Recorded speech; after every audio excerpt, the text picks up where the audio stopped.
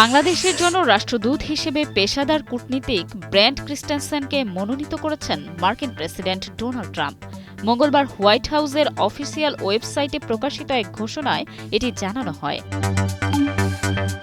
এতে বলা হয়, ভার্জিনিয়ার ব্র্যান্ট ক্রিস্টেনসেন, যিনি senior foreign service club of কাউন্সিলরের একজন ক্যারিয়ার সদস্য, তাকে গণপ্রজাতন্ত্রী বাংলাদেশে মার্কিন যুক্তরাষ্ট্রের রাষ্ট্রদূত হিসেবে মনোনীত করা হয়েছে।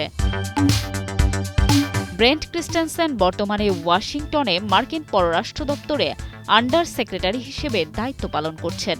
তিনি এর আগে 2019 থেকে 3 বছর ঢাকায় মার্কিন দূতাবাসে রাজনৈতিক বিভাগে কাউন্সিলর হিসেবে নিয়োজিত ছিলেন। সিনেটে পাশ হলে রাষ্ট্রদূত হিসেবে পিটার হাসের স্থলাভিষিক্ত হচ্ছেন ব্রেন্ট। হাস গত বছর বাংলাদেশের রাষ্ট্রদূত হিসেবে বিদায়ের পর অবসরে যান। এরপর মার্কিন পররাষ্ট্র বিভাগ অবসরপ্রাপ্ত আরেক পেশাদার কূটনীতিক ট্রেন্সি অ্যান জ্যাকবসনকে বাংলাদেশে ভারপ্রাপ্ত রাষ্ট্রদূতের দায়িত্ব দিয়ে পাঠায়।